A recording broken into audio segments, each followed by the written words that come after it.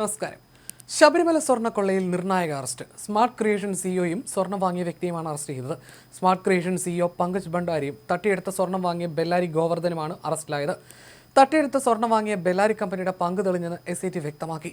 ദ്വാരപാലക ശില്പത്തിൽ നിന്ന് സ്വർണം വേർതിരിച്ചത് ഭണ്ഡാരിയുടെ കമ്പനിയാണ്. ശില്പങ്ങളിൽ നിന്ന് വേർതിരിച്ച സ്വർണം വാങ്ങിയത് ഗോവർദ്ധനും. പോറ്റിയും ഭണ്ഡാരിയും തമ്മിൽ അടുത്ത ബന്ധമുണ്ടെന്നാണ് വിവരം. ശബരിമലയിൽ നിന്ന് കടത്തിക്കൊണ്ടുപോയ സ്വർണ്ണപ്പാളികൾ സ്മാർട്ട് ക്രിയേഷൻസിലേക്കാണ് കൊണ്ടുപോയത്. അവിടെ വെച്ചാണ് സ്വർണം വേർതിരിച്ചെടുക്കുന്നത്. വേർതിരിച്ച സ്വർണം കൽപേഷ് എന്ന ഇടനിലക്കാരൻ വഴി ഗോവർദ്ധന് കൊടുത്തു എന്നാണ് SIT കണ്ടെത്തിയിരിക്കുന്നത്. ഇന്ന് ഹൈക്കോടതി SITക്കെതിരെ രൂക്ഷ വിമർശനം ഉന്നയിച്ചിരുന്നു. ഇതിന് പിന്നാലെയാണ് SIT നിർണായക നടപടികളിലേക്ക് കടന്നത്. A. പത്മകുമാർ പ്രസിഡന്റായ ബോർഡിലെ മറ്റ് അംഗങ്ങൾക്ക് ക്രിമിനൽ ഉത്തരവാദിത്തമുണ്ടെന്നും KP ശങ്കർദാസിലേക്കും N. വിജയകുമാറിലേക്കും അന്വേഷണം പോകാതിരുന്നത് ഗുരുതര വീഴ്ചയാണെന്നും ഹൈക്കോടതി ഇന്ന് നിരീക്ഷിച്ചിരുന്നു. ദ്വാരപാലക ശില്പങ്ങളിലെ സ്വർണ്ണപ്പാളികൾ അഴിച്ചെടുത്ത് ഉണ്ണികൃഷ്ണൻ പോറ്റിക്ക് സ്വർണ്ണം പൂശാൻ കൊടുത്തുവിട്ട തിരുവിതാംകൂർ ദേവസ്വം ബോർഡിന്റെ കൂട്ടായ തീരുമാനമായിരുന്നു. അന്നത്തെ 2019 ബോർഡ് മെമ്പർമാരായ ശങ്കർദാസ്, N. വിജയകുമാർ എന്നിവരെ എന്തിനൊഴിവാക്കിയെന്നായിരുന്നു കോടതി SITയോട് ചോദിച്ചത്. പത്മകുമാറിനെ പോലെ തന്നെ ഈ രണ്ട് ബോർഡ് മെമ്പർമാരും കുറ്റകൃത്യത്തിൽ ഒരേപോലെ പങ്കാളികളാണ്. ഇതിൽ പത്മകുമാറിനെതിരെ മാത്രമാണ് നടപടി ഉണ്ടായിട്ടുള്ളത്. മറ്റു രണ്ടു പേർക്കെതിരെയും എന്തുകൊണ്ട് നടപടിയെടുത്തില്ല? അവരെ കാര്യമായി ചോദ്യം ചെയ്തതായും രേഖകളിൽ കാണാൻ സാധിക്കുന്നില്ല. അത് അന്വേഷണത്തിലെ വലിയ പോരായ്മയായി കോടതി ചൂണ്ടിക്കാണിക്കുന്നു. പ്രതികളുടെ ജാമ്യം തള്ളിക്കൊണ്ടുള്ള ഉത്തരവിലാണ് ജഡ്ജി ഇക്കാര്യങ്ങൾ രേഖപ്പെടുത്തിയിട്ടുള്ളത്. അന്വേഷണ ഉദ്യോഗസ്ഥനായ SP S. ശശിധരൻ ഈ വിഷയങ്ങൾ പരിശോധിക്കണമെന്നും കോടതി ചൂണ്ടിക്കാട്ടിയിരുന്നു. SITയുടെ അന്വേഷണത്തിലെ വീഴ്ചകൾ ചൂണ്ടിക്കാട്ടി സംശയങ്ങളിലേക്കും ഹൈക്കോടതി എത്തിയിരുന്നു. ചില കുറ്റവാളികളെ ഒഴിവാക്കുന്നുവെന്ന സംശയമാണ് ഹൈക്കോടതി ഉന്നയിച്ചത്. ബോർഡ് മെമ്പർമാരായിരുന്ന വിജയകുമാർ, ശങ്കർദാസ് എന്നിവരെ അറസ്റ്റ് ചെയ്യാത്തതിലായിരുന്നു കോടതിക്ക് ആശ്ചര്യം. സംരക്ഷകർ തന്നെ വിനാശകരായി മാറിയ അപൂർവ കുറ്റകൃത്യമാണെന്ന് കോടതി നിരീക്ഷിച്ചിരുന്നു.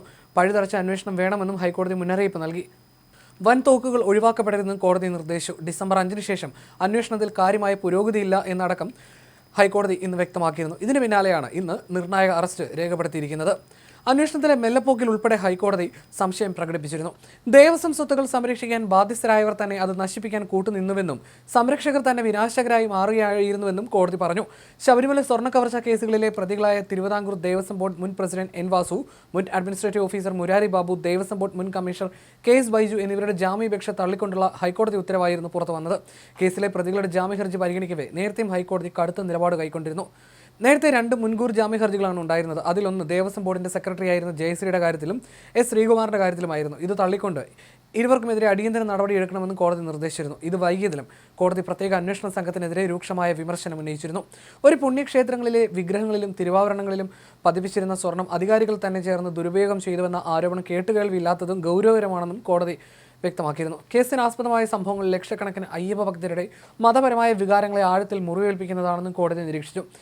സ്വർണം പൂശിയ നിലയിലുണ്ടായിരുന്ന ദ്വാരപാലക വിഗ്രഹങ്ങളും കട്ടിളകളും വെറും ചെമ്പുപാളികളെന്ന് തെറ്റായി രേഖപ്പെടുത്തിയത് സ്വർണം തട്ടിയെടുക്കാനുള്ള ബോധപൂർവമായ ഗൂഢാലോചനയുടെ ഭാഗമാണെന്നും ഇന്ന് കോടതി വ്യക്തമാക്കിയിരുന്നു.